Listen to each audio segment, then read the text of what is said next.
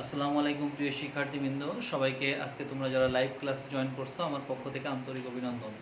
তো প্রিয় শিক্ষার্থীবৃন্দ, তোমরা জানো যে আমাদের বন্ধের আগে আমরা অ্যালকেনের নোমেনক্লেচার অর্থাৎ নামকরণ নিয়ে আলোচনা করতেছিলাম এবং ইউপ্যাক পদ্ধতিতে, তোমাদের মনে আছে। তো যাই হোক, আমরা আজকে অ্যালকেনের নামকরণ করব, তবে তার পূর্বে আমরা গত ক্লাসে যে অ্যালকেনের নামকরণ শিখেছিলাম সেখানে দু একটা আমরা এক্সাম্পল দিয়েই আমরা অ্যালকেনের নামকরণটা শুরু করব। আমরা ঠিক জানি না যে কত নম্বর উদাহরণ এটা, তোমরা একটু মিলাই নিও।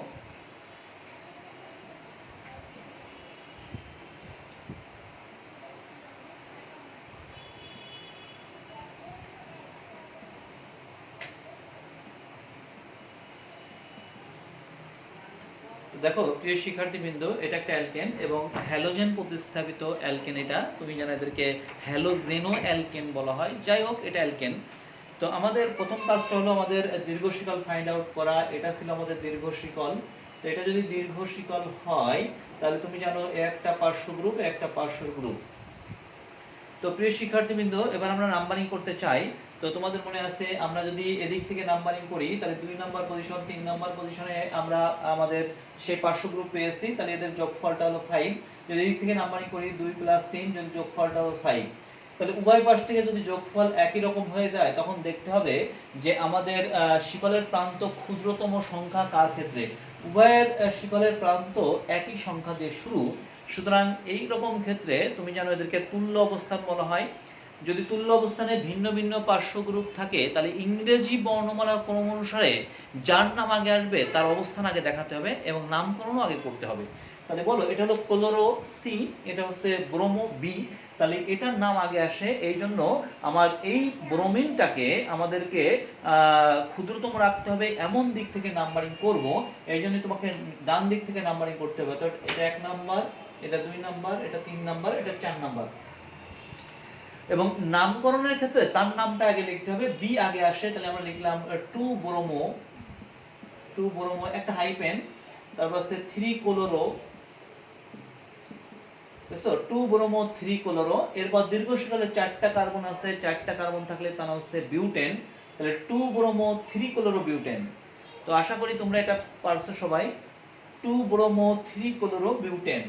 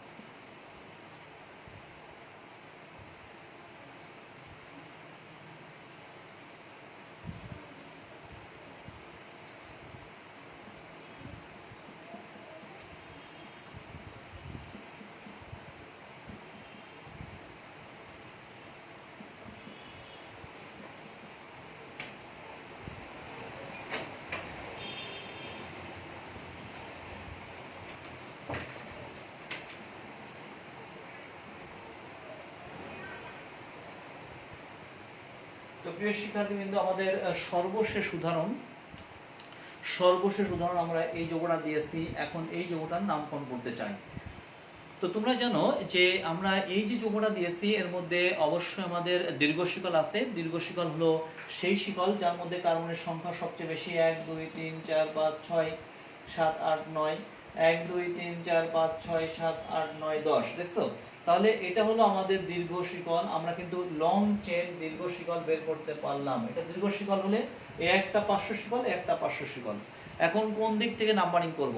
এদিক থেকে নাম্বারিং করলে 1 number, 2 number, 3 number, 4 number, 5 number পজিশনে পার্শ্ব শিকল পাচ্ছি। এদিক থেকে নাম্বারিং করলে 1 নাম্বার, 2 নাম্বার, 3 নাম্বার, 4 নাম্বার, 5 নাম্বারের পার্শ্ব শিকল পাচ্ছি। তাহলে বলো উভয় দিক থেকে গণনা করলে পার্শ্ব শিকল আমরা 5 নম্বরে পাচ্ছি। কিন্তু এখানে সমস্যাটা হলো, এবার শিক্ষার্থীবৃন্দ একটু খেয়াল করো, সমস্যাটা হলো এখানে একটা কমপ্লেক্স প্রকৃতির পার্শ্ব শিকল আছে, দেখছো একটা কমপ্লেক্স প্রকৃতির পার্শ্ব শিকল।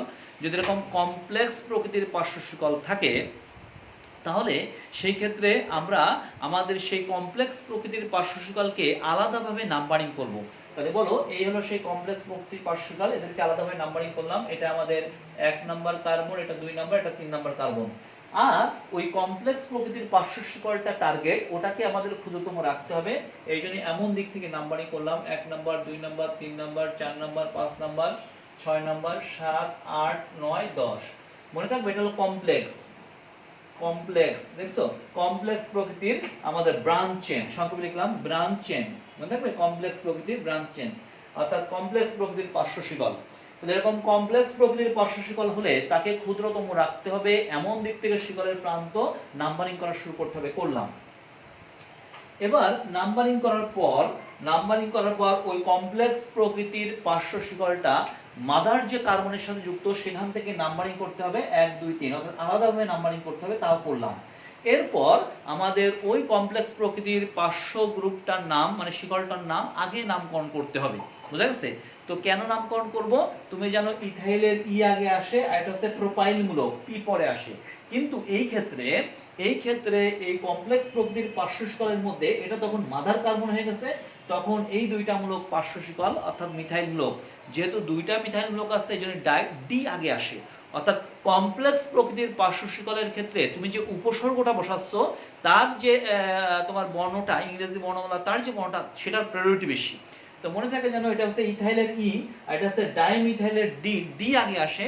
অর্থাৎ কমপ্লেক্স প্রকৃতির পার্শ্ব শিকলের মধ্যে উপসর্গ ডি আগে আসে, এই জন্য সেই মূলকটার নামকরণ আগে করতে হবে। এই কথাটা যেন মনে থাকে, ব্যতিক্রম না বুঝলে লিখে রাখো।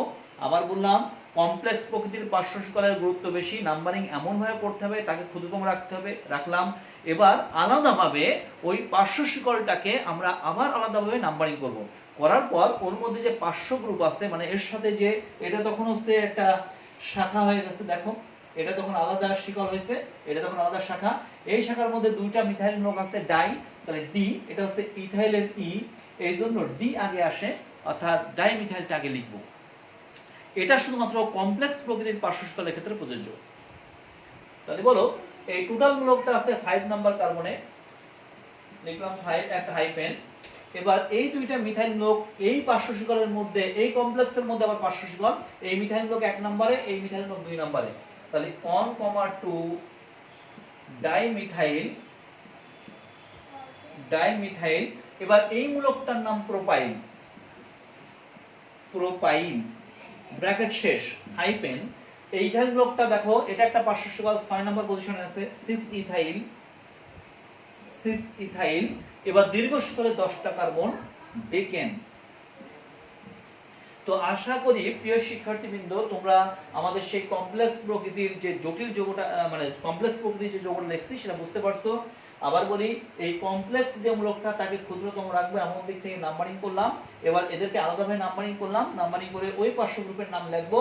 তবে মাদার কার্বন 5 এর সাথে এরা সবাই যুক্ত, এইজন্য 5 আগে লিখছে হাইফেন। এই দুইটা মিথাইল মূলক 1 নাম্বার 2 নাম্বার সাথে যুক্ত, 1,2 ডাইমিথাইল। এই মূলকটার নাম প্রোপাইল মূলক। এবার এই ইথাইল মূলকটা 6 নম্বরে আছে হাইফেন, 6 ইথাইল। টোটাল মাদার যৌগের নাম দীর্ঘ শিকলের নাম হচ্ছে 10টা কার্বন, ডেকেন। তাহলে 5 1,2 ডাইমিথাইল প্রোপাইল 6 ইথাইল ডেকেন। আশা করি প্রিয় শিক্ষার্থীবৃন্দ আমাদের অ্যালকেন থেকে অ্যাট লিস্ট যদি কোনো রকমের অবজেক্টিভ অথবা নামকরণ যদি আসে তাহলে আমরা আশা করি তোমরা পারবা।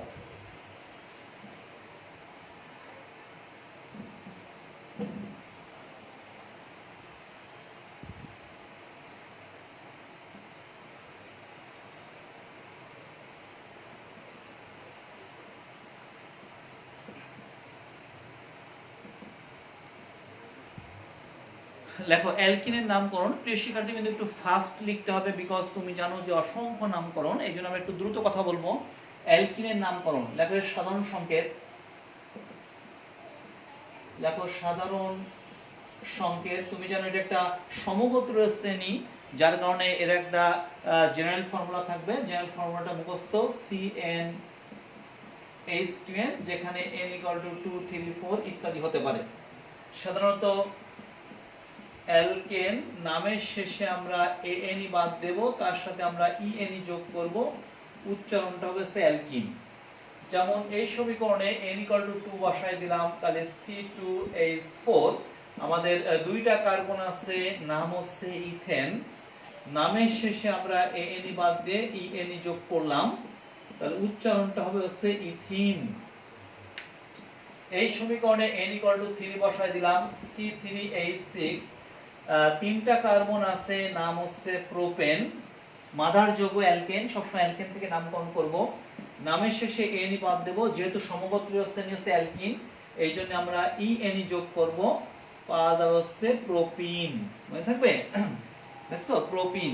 এখানে ENE যেটা, এটা হচ্ছে আমাদের পরপদ, যেটাকে সাফিক্স বলা হয়, আর এই যে প্রোপ দেখতেছো, এটা হলো অড রুট।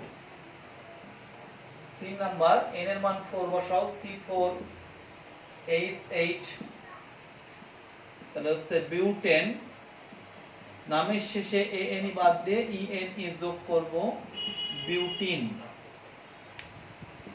এখানে N এর মানটা 5 বসা দাও, C5H10, পাঁচটা কার্বন পেন্টেন, নামের শেষে AN বাদ দিয়ে EN যোগ করব, তাহলে এর নামটা হচ্ছে পেন্টিন। এইভাবে আমরা তোমরা 10 পর্যন্ত অ্যালকেনের নামকরণটা করবা, বাকিগুলো এখানে 10 পর্যন্ত করবা, 10 পর্যন্ত করবা।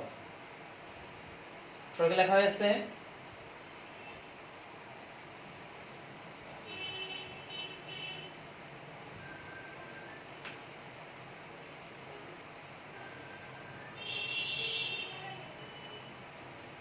দেখো সাধারণ প্রণালীতে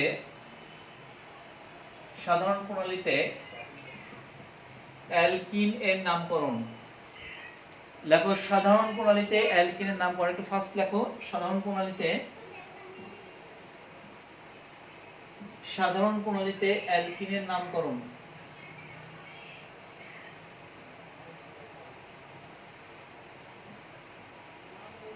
সাধারণ প্রণালীতে অ্যালকিনের নামকরণ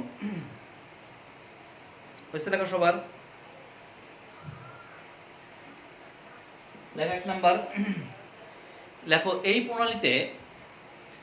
এই প্রণালীতে অ্যালকেনের নামের শেষে, লেখো এই প্রণালীতে সমসংখ্যক কার্বন বিশিষ্ট অ্যালকেনের নামের শেষে, এটা ফার্স্ট লেখো, এই প্রণালীতে সমসংখ্যক কার্বন বিশিষ্ট অ্যালকেনের নামের শেষে লিখছো ANE বাদ দিয়ে YLENE যোগ করতে হবে। এই প্রণালীতে সমসংখ্যক কার্বন বিশিষ্ট অ্যালকেনের নামের শেষে ANE বাদ দিয়ে YLENE বুঝতে লেখা যোগ করতে হবে।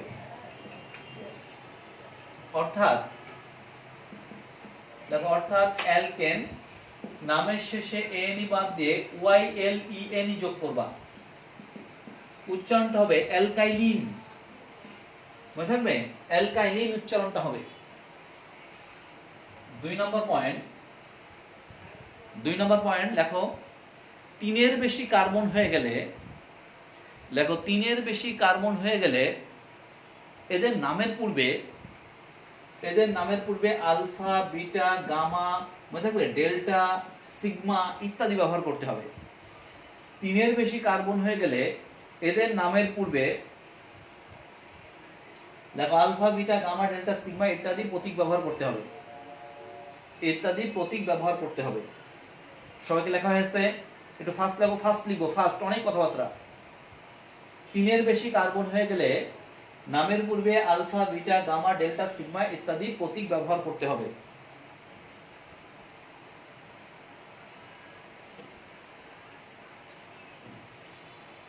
যেমন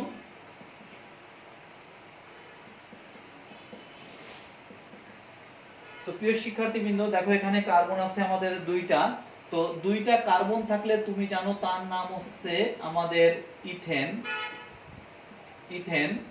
দেখছো সমসংখ্যক কার্বন বিশিষ্ট অ্যালকেন নামের শেষে আমরা ANE বাদ দিয়ে তার সাথে YLENE যোগ করব। তাহলে দেখো উচ্চারণটা হলো তাহলে ETHYLENE, ইথাইলিন। দেখছো উচ্চারণটা হলো ইথাইলিন। মনে থাকবে ইথাইলিন উচ্চারণটা হলো।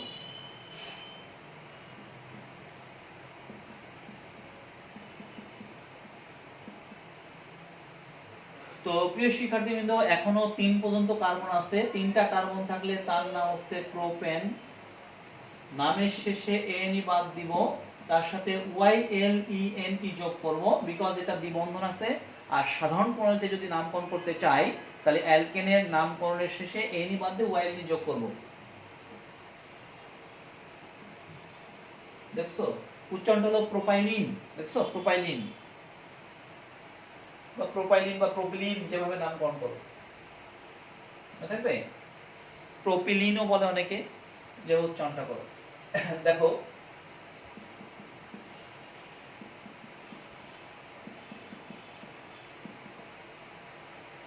তো প্রিয় শিক্ষার্থীবৃন্দ, 3-এর বেশি কার্বন, এই হলো কার্যকারীমূলক দ্বিবন্ধনটা, এটাকে আলফা কার্বন বলা হচ্ছে। দেখছো তাহলে এখানে কার্বন আছে 4টা, নাম হলো বিউটেন।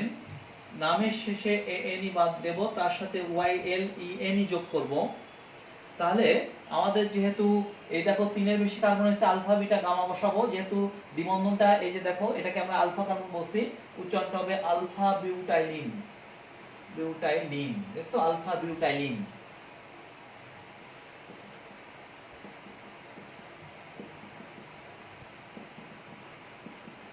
তো প্রিয় শিক্ষার্থীবৃন্দ দেখো এখানে দ্বিবন্ধনটা, তাহলে এটা আলফা কার্বন হলে এটা তখন বিটা কার্বন। দেখছো এই যে দেখো এটা 1 number alpha carbon, beta carbon, 3-এর বেশি কার্বন হয়ে গেছে। তাহলে দ্বিবন্ধনটা দেখো প্রান্ত থেকে গণনা করবা, 1 নাম্বার 2 নাম্বার, এটা আলফা হলে এটা বিটা। তাহলে এটা ছিল, এটাকে তাহলে আমরা বলবো হচ্ছে বিটা বিউটাইলিন। বিউটাইলিন। তো আশা করি প্রিয় শিক্ষার্থীবৃন্দ তোমরা ব্যাপারটা বুঝতে পারছো।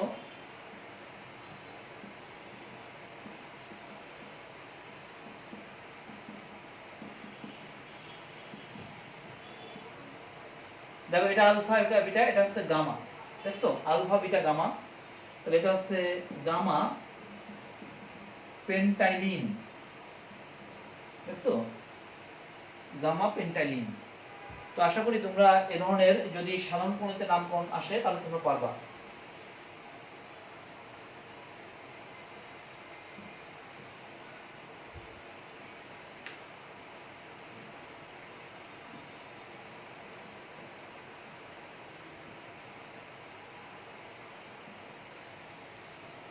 তো প্রিয় শিক্ষার্থীবৃন্দ, এবার আমরা আমাদের জাত প্রণালীতে নামকরণটা শিখব। দেখো জাত প্রণালীতে নামকরণের নিয়ম, একটু ফার্স্ট দেখো জাত প্রণালীতে নামকরণের নিয়ম। জাত প্রণালীতে নামকরণের নিয়ম।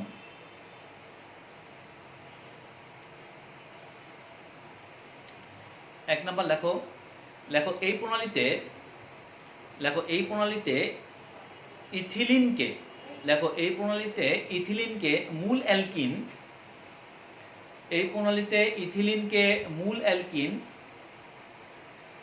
এবং অন্যান্য অ্যালকিনকে, এবং অন্যান্য অ্যালকিনকে ইথিলিনের জাতক ধরা হয়। এই প্রণালীতে ইথিলিনকে মূল অ্যালকিন এবং অন্যান্য অ্যালকিনকে ইথিলিনের জাতক ধরা হয়। এই প্রণালীতে ইথিলিনকে মূল অ্যালকিন এবং অন্যান্য অ্যালকিনকে ইথিলিনের জাতক ধরা হয়। 2 নম্বর পয়েন্ট, প্রথমে লেখো, প্রথমে ইথিলিনের দ্বিবন্ধনযুক্ত কার্বন খুঁজতে হবে। দেখো প্রথমে ইথিলিনের দ্বিবন্ধনযুক্ত কার্বন খুঁজতে হবে। প্রথমে ইথিলিনের দ্বিবন্ধনযুক্ত কার্বন খুঁজতে হবে। 3 নম্বর পয়েন্ট, দ্বিবন্ধনযুক্ত কার্বনের সাথে, দ্বিবন্ধনযুক্ত কার্বনের সাথে ভিন্ন ভিন্ন পার্শ্ব গ্রুপ, ভিন্ন ভিন্ন পার্শ্ব গ্রুপ, পার্শ্ব গ্রুপ বা প্রতিস্থাপক থাকলে ইংরেজি বর্ণমালার ক্রম অনুসারে তাদের নাম লিখতে হবে। পার্শ্ব গ্রুপ তথা প্রতিস্থাপক থাকলে ইংরেজি বর্ণমালার ক্রম অনুসারে তাদের নাম লিখতে হবে। ইংরেজি বর্ণমালার ক্রম অনুসারে তাদের নাম লিখতে হবে। নিচে লেখো, একই প্রকার একাধিক পার্শ্ব গ্রুপ থাকলে, একই প্রকার একাধিক পার্শ্ব গ্রুপ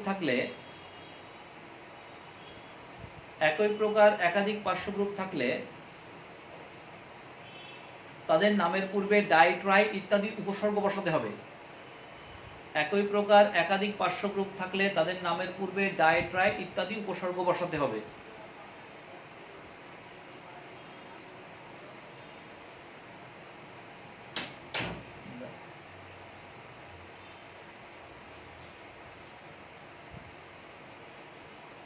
হয়েছে লেখা?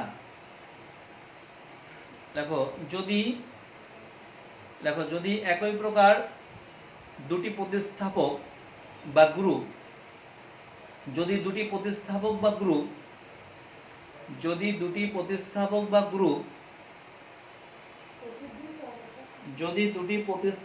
গ্রুপ হয়েছে লেখা? দুটি প্রতিস্থাপক বা গ্রুপ দ্বিবন্ধনযুক্ত ভিন্ন কার্বনে থাকে, হয়েছে লেখা? যদি ভিন্ন কার্বনে যুক্ত থাকে তাহলে তাদের নামের পূর্বে এস কথা আসছে সিমেট্রি থেকে, সিমেট্রি বা প্রতিসম, দেখছো? সিমেট্রি বা প্রতিসম লিখতে হবে, সিমেট্রি বা প্রতিসম লিখতে হবে। যদি দুটি প্রতিস্থাপক বা গ্রুপ একই কার্বনে যুক্ত থাকে, তাহলে নামের পূর্বে এএস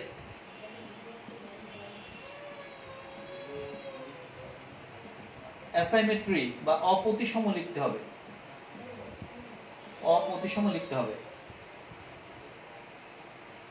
সবাইকে লেখা হয়েছে?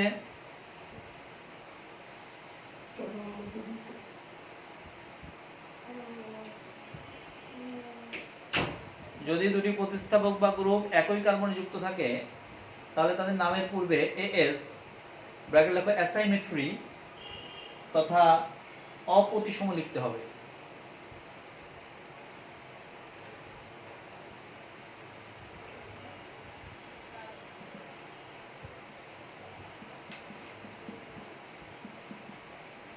তো প্রিয় শিক্ষার্থীবৃন্দ, একটু লক্ষ্য করো যে আমাদের এই জাত প্রণালীতে অ্যালকিনের নামকরণের নিয়ম হচ্ছে যে আমাদের এই ইথিলিনটাকে মূল অ্যালকিন বলা হচ্ছে, তাহলে এটা হচ্ছে ইথিলিন ধরে নেওয়া হচ্ছে সমস্ত অ্যালকিনগুলো এই ইথিলিন থেকে তৈরি, ইথিলিনের জাতক।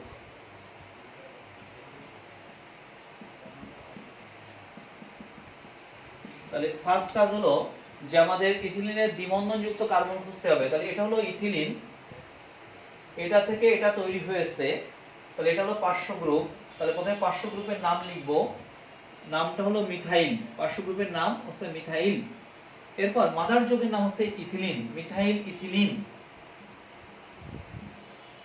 সর্ববস্ত প্রথমে পার্শ্ব গ্রুপ বা পার্শ্ব সুকালের নাম লিখলাম, প্রতিস্থাপক, পার্শ্ব গ্রুপ ইত্যাদি যাই বলো না কেন, ধরে নিয়ে আসছে সমস্ত অ্যালকিনগুলো আমাদের এই মাদার যৌগ ইথিলিন থেকে তৈরি।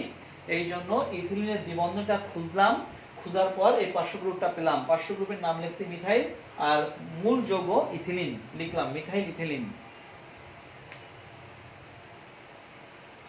সঙ্গে লেখা হয়েছে।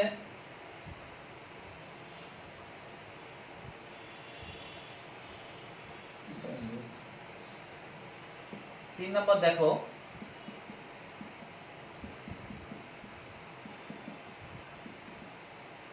তাহলে প্রথম কাজটা হলো যে আমাদের ইথিলিনের দ্বিবন্ধন খুঁজতে হবে। এটা হলো ইথিলিনের দ্বিবন্ধন প্রিয় শিক্ষার্থীবৃন্দ। তাহলে এটা হলো প্রতিস্থাপক বা পার্শ্ব গ্রুপ, এই পার্শ্ব গ্রুপের নাম লিখবো, দেখছো? তাহলে বলতো এই পার্শ্ব গ্রুপটা কি একই কার্বনে দ্বিবন্ধন যুক্ত? না, ভিন্ন ভিন্ন দ্বিবন্ধন যুক্ত কার্বনে যুক্ত, অর্থাৎ দ্বিবন্ধনের ভিন্ন দুটি কার্বনে যুক্ত। এই জন্য ভিন্ন দুটি কার্বনে যুক্ত থাকার কারণে তাকে বলতে হবে সিমেট্রিক অ্যালকিন তথা প্রতিসম অ্যালকিন। এই জন্য আমরা এটাকে এস লিখলাম। দুইটা মিথাইল গ্রুপ আছে ডাইমিথাইল, তাহলে এস ডাইমিথাইল, আর মূল যৌগের নাম হচ্ছে ইথিলিন, লিখছো এস ডাইমিথাইল ইথিলিন।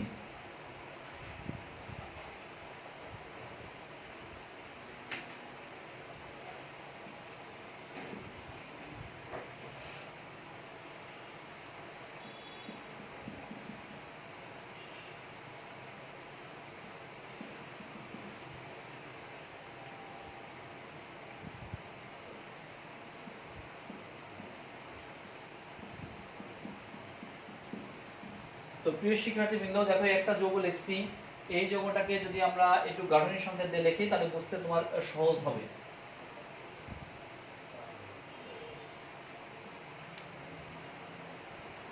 দেখো এই দুটো টার্গেট কার্বন, এই হলো সেই টার্গেট কার্বন। এখন এই কার্বনে এখানে H ছিল, এখানে H ছিল, এখানে H ছিল, H ছিল। মাদার যৌগটার নাম হচ্ছে ইথিলিন, তার হাইড্রোজেন গুলো প্রতিস্থাপিত হয়েছে আমাদের এই ইথাইল মূলক দ্বারা CH3 and CH2। এখানে প্রতিস্থাপিত হয়েছে মিথাইল মূলক দ্বারা, এখানে দেখো CH2 CH3 ইথাইল মূলক and CH3। তাহলে বলো তো এখানে দ্বিবন্ধনযুক্ত কার্বন খুঁজে পেয়েছি, অ্যালকিনের প্রতিস্থাপক খুঁজে পেয়েছি, দেখো ইথাইল মূলক, মিথাইল মূলক, মিথাইল মূলক। তাহলে বলো তো এই ক্ষেত্রে আমাদের দুইটা গ্রুপ আলাদা দুটি কার্বনে যুক্ত আছে, একই রকম গ্রুপ আলাদা দুটি কার্বনে যুক্ত আছে, এই জন্য এদেরকে সিমেট্রিক অ্যালকিন তথা প্রতিসম অ্যালকিন বলা হয়। এই জন্য এস লিখলাম, দুইটা ইথাইল মূলক ডাইইথাইল, ডাইইথাইল, তারপর হচ্ছে আমাদের ডাইমিথাইল, ডাইমিথাইল, এরপর আমাদের মূল যৌগ হচ্ছে ইথিলিন, দেখছো এস ডাইইথাইল ডাইমিথাইল ইথিলিন।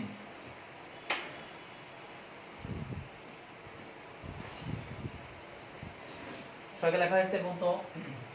তাহলে প্রিয় শিক্ষার্থীবৃন্দ নিজেরা একটা করে দাও তো, দেখি পারো কিনা।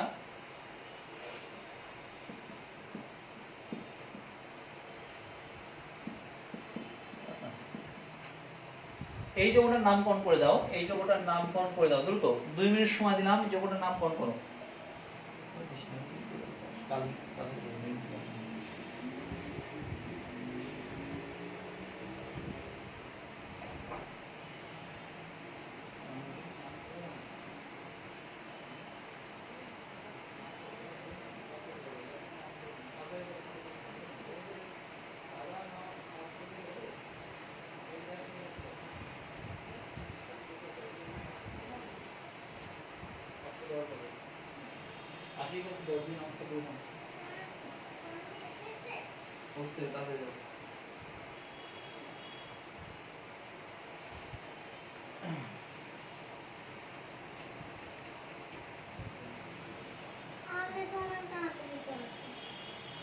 দ্রুত করো প্রিয় শিক্ষার্থীবৃন্দ, যেহেতু সময় কম এই জন্য আমরা অ্যান্সার দেখার চেষ্টা করতেছি না, সময় খুবই কম, এই জন্য আমরা এটা নিজেরাই সলভ করে দিলাম। দেখো যারা পারছো না পারছো।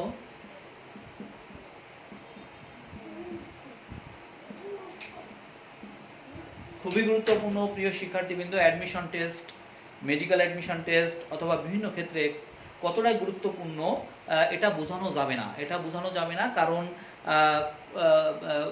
খুবই ভয়ঙ্কর ব্যাপার প্রিয় শিক্ষার্থীবৃন্দ। আমরা গত দিন অর্থাৎ 2 দিন আগে এক গার্ডিয়ান আমাকে ফোন দিয়েছে যে তারা কোনো একটা ব্যাচে মেডিকেলের জন্য, মেডিকেল অ্যাডমিশন টেস্টের জন্য তারা 4 জন ভর্তি হয়েছে, 25,000 টাকা করে দেওয়া লাগবে, 4 জনে 25,000 টাকা, মানে 1 লক্ষ টাকা দেওয়া লাগবে, তাকে টিচার রাখছে। তো আমরা যদি এই যে এখন তোমাদের বলি যে আমি অ্যাডমিশন কোচিং করাবো, তোমরা আমার কাছে পড়বা, তোমাদের মা, তোমাদের গার্ডিয়ান যারা আছে চিন্তা করবে রাউসারের কাছে এতদিন পড়ছো, দেখি অমুক টিচার খুব নাম করা মেডিকেলে, তার কাছে পড়লে চান্স হবেই হবে। তো এখন তারা আমার কাছে গার্ডিয়ানরা এসে আমাকে বলতেছে, স্যার আমরা 25,000 টাকা অনেক কষ্ট করে দিয়েছি, আপনার কাছে আমি 800 টাকা দিতাম, আমরা অনেক কষ্ট করে 25,000 টাকা ম্যানেজ করছি, হাতে আমাদের তোমার জমি বিক্রি করা লাগবে এই মেডিকেল অ্যাডমিশন টেস্টে কোচিং করানোর জন্য। তো কি হয়েছে, সমস্যাটা কি? বলছে স্যার তো কিছুই পড়ায় না। তা কি পড়ায় নাকি? তো মেডিকেল তো কিছু পড়ানোর নাই। তা স্যার আমরা তো বুঝলাম না, যে আসলে তো বুঝতে পারিনি আগে, তাই এত টাকা তো দেওয়া হয়ে গেছে। তা কি হয়েছে? শুধু বলছে কোনো কিছু বোঝানো না, জাস্ট জায়গায় দেবে যে এটা ইম্পর্টেন্ট, এটা ইম্পর্টেন্ট। হ্যাঁ, 45 মিনিটের বেশি পড়ায় না, তার মধ্যে 3টা সাবজেক্ট, ফিজিক্স না, কেমিস্ট্রি, বায়োলজি, আর হচ্ছে জিকে পড়া দেয়, যে বাংলাদেশের মানচিত্র আজকে একটু পড়া, কালকে আমি পড়া ধরবো, ঠিক আছে। কেমিস্ট্রি জাস্ট তার আগের হয়তো পুরাতন একটা বই আছে, সেই বই দেখে দেখে দাগায় দিই। আর বায়োলজিটা ওরা একটু বোঝে টোঝে অপারেটারে, এটা একটু বোঝাই দিই। এই হলো 25,000 টাকা। এখন বলছে আর ওই যে কেমিস্ট্রির যে শর্টের অঙ্কগুলো আসবে, বা ওই যে আধুনিক যে নতুন বই হয়েছে, ফাজাইনাগের বই চেঞ্জ আসছে, সঞ্জিত কুমার গুহ, তারপর হচ্ছে কবিরের বইয়েতে অনেক ইনফরমেশন নতুন আসছে, এগুলো তো কিছুই বোঝাই দেয় না। আর বলছে হ্যাঁ ওখানে 25,000 টাকা দিয়ে ভর্তি হন আরো বেশি করে। তো এই হলো অবস্থা প্রিয় শিক্ষার্থীবৃন্দ, এই সমস্যার মধ্যে কিন্তু তোমাকেও পড়তে হবে। এই জন্য আমরা বলতেছি যে এই নামকরণগুলো কিন্তু তারা বোঝাবে না, কারণ তাদের মনেই নাই তারা কি কি পড়বে, তাদের সাবজেক্টই পড়ায় পারে না। তো এই কারণে আমরা বলতেছি এই জায়গাগুলো যেন কোনোভাবেই তোমার ল্যাকিং না পড়ে, এই জায়গাগুলো আমরা যে নামকরণগুলো পড়াচ্ছি এখনই তোমরা শিখে নিবা সেইভাবে। তো আমরা দেখো কেবল নিয়মটা শিখাইছি তোমাদের, যদি আমাদের একই রকমের গ্রুপগুলো একই কার্বনে যুক্ত থাকে তখন তুমি জানো তাদেরকে অ্যাসাইমেট্রিক বলা হয়, অর্থাৎ অপ্রতিসম বলা হয়। তাহলে বলো, আগের বার আমাদের দেখো একই রকমের প্রতিস্থাপক বা গ্রুপ ভিন্ন ভিন্ন কার্বনে ছিল, এবার একই রকমের গ্রুপ দেখো একই কার্বনে যুক্ত, অর্থাৎ একটি কার্বনে যুক্ত, এই জন্য এটাকে অ্যাসাইমেট্রিক বলা হচ্ছে। এই জন্য তার নামের পূর্বে এস ব্যবহার করতে হবে। তাহলে মিথাইল গ্রুপ দুইটা আছে, ডাইমিথাইল, আর আমাদের মূল যৌগের নাম হচ্ছে ইথিলিন, তাহলে অ্যাসাইমেট্রিক ডাইমিথাইল ইথিলিন।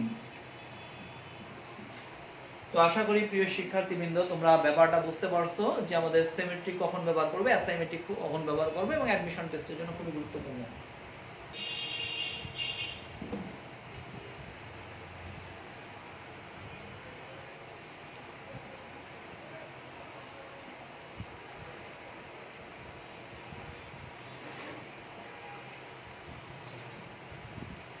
দেখো ইউপ্যাক প্রণালীতে নামকরণ, প্রিয় শিক্ষার্থী বুঝতে পারতেছো যে এতগুলো সমগোত্র শ্রেণী, তার আবার প্রত্যেকটা সাধারণ প্রণালী, জাত প্রণালী, ইউপ্যাক প্রণালী যদি এতগুলো পড়াতে যায় তাই এক একটা ঘন্টা লাগবে হচ্ছে আমাদের মাত্র কয়েকটা উদাহরণ দিয়ে ব্যাখ্যা করতে গেলে এক একটা সমগোত্র শ্রেণী এক এক দিন লাগবে। এবার বুঝতে পারতেছো যে কত সময় লাগবে। দেখো আইইউপিএসসি ইউপ্যাক প্রণালীতে অ্যালকিনের নামকরণের নিয়মাবলী। দেখো ইউপ্যাক প্রণালীতে অ্যালকিনের নামকরণের নিয়মাবলী, রোমান সংখ্যা 1 দিয়ে লেখো। লেখো দ্বিবন্ধনটিকে অবশ্যই দীর্ঘশীকালের মধ্যে রাখতে হবে। লেখো দ্বিবন্ধনটিকে অবশ্যই দীর্ঘশীকালের মধ্যে রাখতে হবে। এটা ফার্স্ট লেখো, দ্বিবন্ধনটিকে অবশ্যই দীর্ঘশীকালের মধ্যে রাখতে হবে। 2 নম্বর, লেখো দ্বিবন্ধনের অবস্থানকে যথাসম্ভব ক্ষুদ্রতম অবস্থানে রাখতে হবে। দ্বিবন্ধনের অবস্থানকে যথাসম্ভব ক্ষুদ্রতম অবস্থানে রাখতে হবে।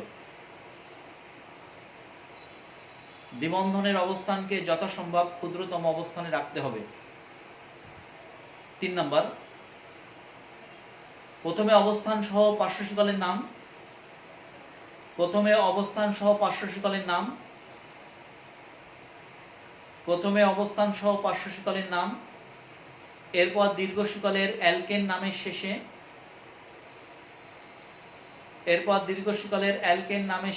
এএনই বাদ দিয়ে,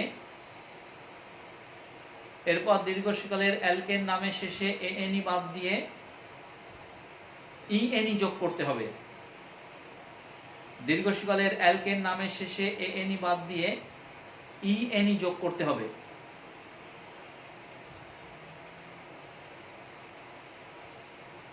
এবং দ্বিবন্ধনের অবস্থান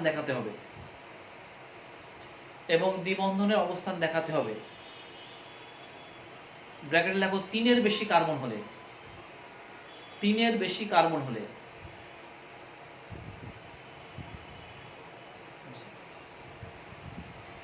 লেখছো 3-এর বেশি কার্বন হলে।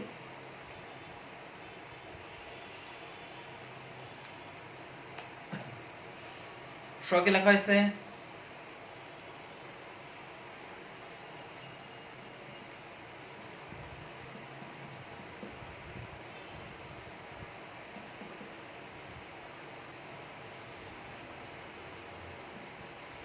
তো প্রিয় শিক্ষার্থীবৃন্দ দেখো এটাই হলো আমাদের দীর্ঘশীতল যাদের মধ্যে দ্বিবন্ধন আছে, সুতরাং এটা হলো অ্যালকিন। নামকরণের নিয়ম যে প্রথমে অবস্থান সহ পার্শ্বকাল লিখবো, যেহেতু অবস্থান নাই তাহলে দীর্ঘশীতলের নাম লিখবো। দীর্ঘশীতলে 2টা কার্বন আছে, 2টা কার্বন থাকলে তার নাম ইথেন, নামের শেষে এনি বাদ দিয়ে ইএনই যোগ করব, তাহলে উচ্চারণটা হলো ইথিন।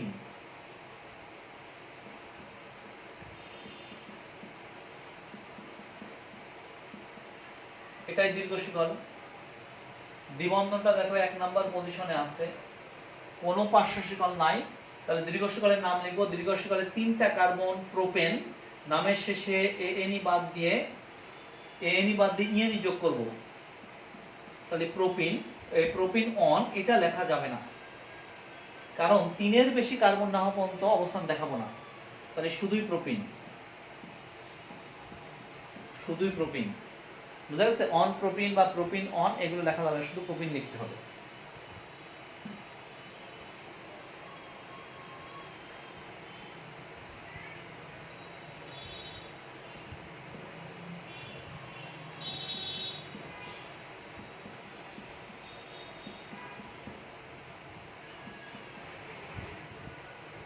দেখো এটা একটা অ্যালকিন, আমাদের দীর্ঘ শিকল, এটাই দীর্ঘ শিকল। এই দ্বিবন্ধনটাকে ক্ষুদ্রতম রাখবো, এমন দিক থেকে নাম্বারিং করবো। এটা 1 নাম্বার, এটা 4 নাম্বার। তাহলে এই নামকরণটা করো তো।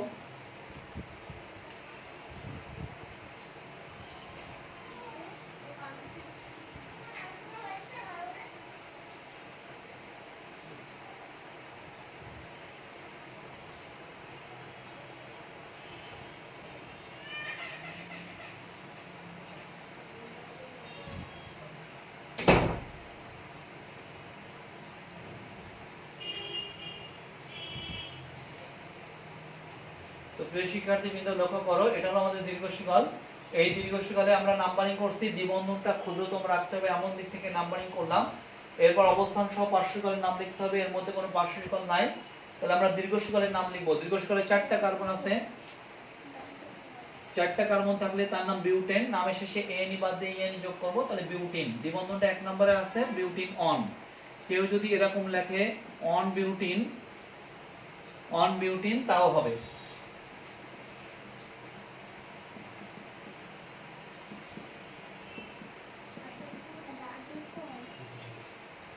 দেখো নাম্বারিং করলাম 1 2 3 4। দেখো দীর্ঘ শিকলে 4টা কার্বন আছে, 4টা কার্বন থাকলে তার নাম বিউটেন। নামের শেষে এনি বাদ দিয়ে এনি যোগ করলাম, বিউটিন। দ্বিবন্ধনটা দেখো 2 নাম্বার পজিশনে আছে, তাহলে বিউটিন 2 অথবা 2 বিউটিন, দুইটা নামই সঠিক, এটা অথবা এটা। তো এরকম নামকরণ করলাম।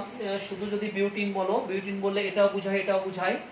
আর এই যে C4H8 এই যৌগটা দুটো সমানো সম্ভব, এই একটা এবং এই একটা। তাহলে 3-এর বেশি কার্বন হয়ে গেলে অ্যালকিন সমগোত্রীয় শ্রেণীর আইসোমার সম্ভব। আর আইসোমার যখন সম্ভব তখন শুধু বিউটিন দ্বারা কোন বিউটিন বোঝানো সঠিকভাবে ফাইন্ড আউট করা যায় না। এই জন্য তার ক্ষেত্রে অবশ্যই দ্বিবন্ধনের পজিশনটা উল্লেখ করতে হবে 3-এর বেশি কার্বন হয়ে গেলে। এই জন্য এটা হলো বিউটিন অন বা 1 বিউটিন, এটা হলো বিউটিন 2 বা 2 বিউটিন।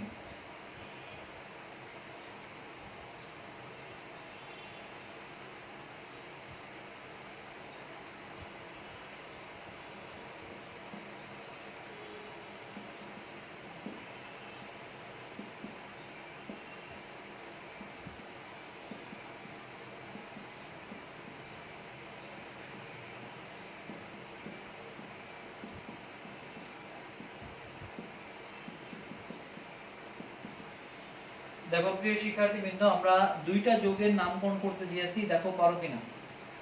দুইটা যৌগের নামকরণ করতে দিয়েছি, দেখো পারো কিনা। টাইম কি এটা স্লো আছে?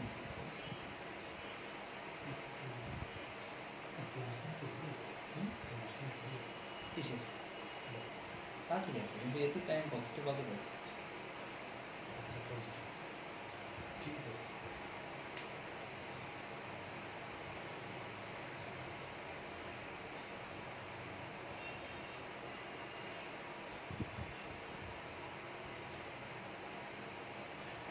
সবাই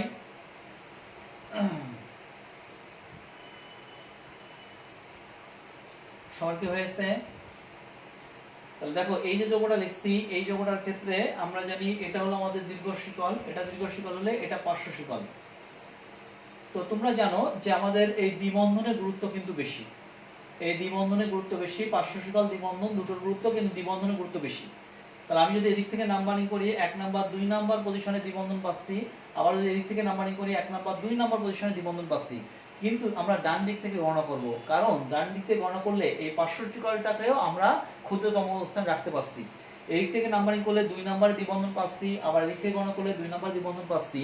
তবে ডান দিক থেকে গণনা করার সুবিধা হলো, ডান দিক থেকে গণনা করলে 2 নাম্বার পজিশনে আমরা দ্বিবন্ধন পাচ্ছি, আবার আগেও পার্শ্ব শিকল পাচ্ছি। এই জন্য অবশ্যই বাম দিক থেকে গণনা করা যাবে না, তোমাকে অবশ্যই ডান দিক থেকে গণনা করতে হবে। তাহলে প্রথমে অবস্থান সহ পার্শ্ব শিকলটার নাম লিখবো। মিথাইল গ্রুপটা 2 নম্বর পজিশনে আছে, তাহলে 2 মিথাইল। দেখছো দীর্ঘ শিকলে 4টা কার্বন, বিউটিন, বিউটিন। দেখছো 2 মিথাইল বিউটিন, দ্বিবন্ধনটা 2 নম্বরে আছে, তাহলে বিউটিন 2। কেউ যদি এরকম লেখে 2 মিথাইল 2 বিউটিন তাও হবে। কেউ যদি লেখে 2 মিথাইল বিউট 2 ইন তাও হবে। তিনটা নামকরণ শিখালাম, 2 মিথাইল বিউটিন 2, 2 মিথাইল 2 বিউটিন, অথবা 2 মিথাইল বিউট। দেখছো ওয়ার্ড রুট, তারপর আছে পজিশন, কার্যকারীমূলকের 2 নাম্বার পজিশন, তাহলে 2 মিথাইল বিউট 2 ইন। দেখছো তো আমরা একসঙ্গে লিখছি 2 মিথাইল বিউটিন 2 ইন বা বিউটিন 2। এটা দীর্ঘ শিকল, এটা পার্শ্ব শিকল। এর চেয়ে দ্বিবন্ধনের গুরুত্ব বেশি, এই পার্শ্ব শিকলের চেয়ে দ্বিবন্ধনের গুরুত্ব বেশি। এই জন্য এটাকে আমরা ক্ষুদ্রতম পজিশনে রাখবো, 1 নাম্বার 2 নাম্বার 3 নাম্বার এবং 4 নাম্বার। মিথাইল মুক্তা 3 নাম্বার পজিশনে আছে, তাহলে 3 মিথাইল, দীর্ঘ শিকলে 4টা carbon, butene on, 2 methyl butene on.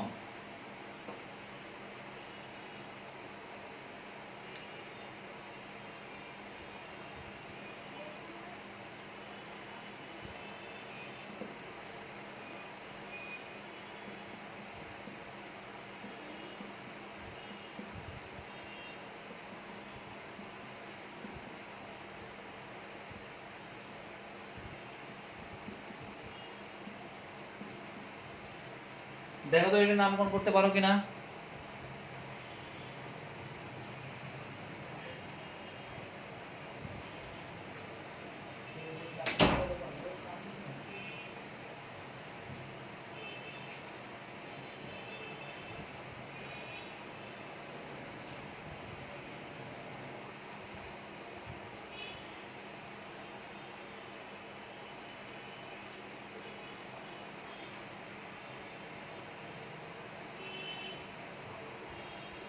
পারছো সবাই? তো দেখো এটাকে যদি ভেঙে লিখতাম C2H5 টাকে, তাহলে CH2 and CH3। দেখছো 1 2 3 4 5, 1 2 3 4 5 6, তাহলে বলো কোনটা দীর্ঘ শিকল, কোনটা দীর্ঘ শিকল নিব? 1 2 3 4 5 6, 1 2 3 4 5, কোনটা দীর্ঘ শিকল নিব? তাহলে বলো এ একটা দীর্ঘ শিকল হতে পারে, আবার এ একটা দীর্ঘ শিকল হতে পারে। এটাও দীর্ঘ শিকল হবে না, এটাও দীর্ঘ শিকল হবে না। কারণ আমি যদি এটা নিই 6টা কার্বন, যদি এটা নিই তাহলে 5টা কার্বন, কিন্তু তার মধ্যে কোনো দ্বিবন্ধন নাই। কারণ যদি দ্বিবন্ধন থাকে তার গুরুত্ব বেশি। তুমি এমন ভাবে শিকল নির্ণয় করবা যেন তোমার সেই শিকলের মধ্যে, সেই লং চেনের মধ্যে দ্বিবন্ধনটা থাকে। তাহলে আমরা যদি এই দুইটা নিই, একটার মধ্যেও দ্বিবন্ধন নাই। তো সেই ক্ষেত্রে আমরা এটা দীর্ঘ শিকল, দেখো এটা দীর্ঘ শিকল নিলে তার মধ্যে দ্বিবন্ধন আছে, তখন এ একটা পার্শ্ব শিকল, এ একটা পার্শ্ব শিকল। দ্বিবন্ধনটাকে ক্ষুদ্রতম রাখলাম 1 number position, 2 number, 3 number, 4 number, 5 number. দেখছো তাহলে এখানে দুটো পার্শ্ব শিকল আছে, এটা হলো ইথাইলের ই, এটা হচ্ছে মিথাইলের এম। তাহলে ইথাইলের ই আগে আসে, 2 নাম্বার পজিশনে আছে, তাহলে 2 ইথাইল হাইফেন মিথাইল গ্রুপটা 3 নাম্বার পজিশনে, 3 মিথাইল। দেখো দীর্ঘ শিকলে 5টা কার্বন আছে, পেন্টেন, তার এএনই বাদ দিয়ে ইএনই যোগ করতে হবে, পেন্টিন অন। দেখো 2 ইথাইল 3 মিথাইল পেন্টিন অন।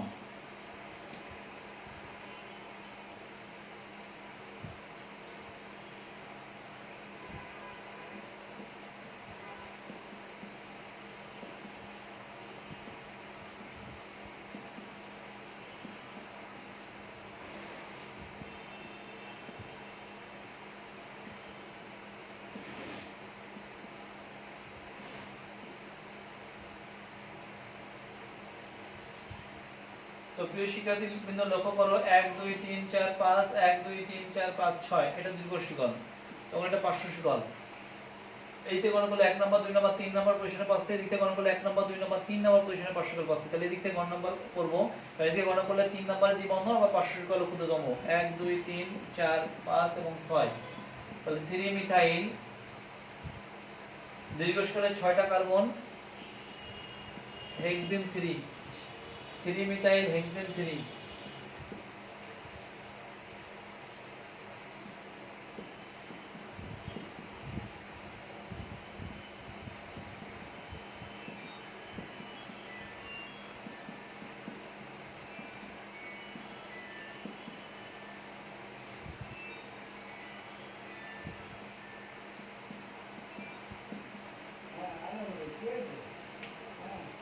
এই নামকরণটা করে দাও, 9 নাম্বার যৌগের নামকরণ করো।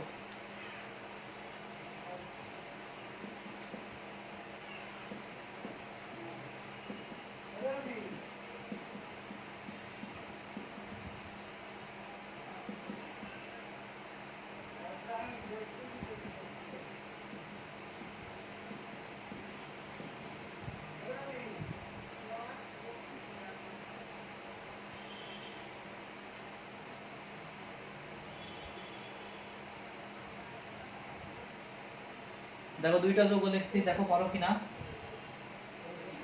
9 নাম্বারটা দেখো, এই যে দ্বিবন্ধন নির্বন্ধন সহ দীর্ঘ শিকল 1 2 3 4 5 1 2 3 4 5 1 2 3 4 5 6। এখানে C2H5 আছে, এটাকে ভেঙে লেখা যাবে CH2 and CH3। তাহলে এটা দীর্ঘ শিকল 1 number 2 number 3 number 4 number 5 number 6 number. তখন এই 3 নাম্বার ইথাইল মূলক আছে, তাহলে 3 ইথাইল হাইফেন 4 মিথাইল,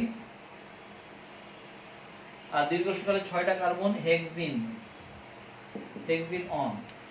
তো প্রিয় শিক্ষার্থীবৃন্দ দেখো, এটা দীর্ঘ শিকল, এটা পার্শ্ব শিকল, এটা পার্শ্ব শিকল। এই থেকে নাম্বারিং করলে 3 নাম্বার দ্বিবন্ধন, এদিক থেকে নাম্বারিং করলে 3 নাম্বার দ্বিবন্ধন, এইতে নাম্বার করলে 3 নাম্বারে পার্শ্ব শিকল, এদিক থেকে করলে 3 নাম্বার পার্শ্ব শিকল।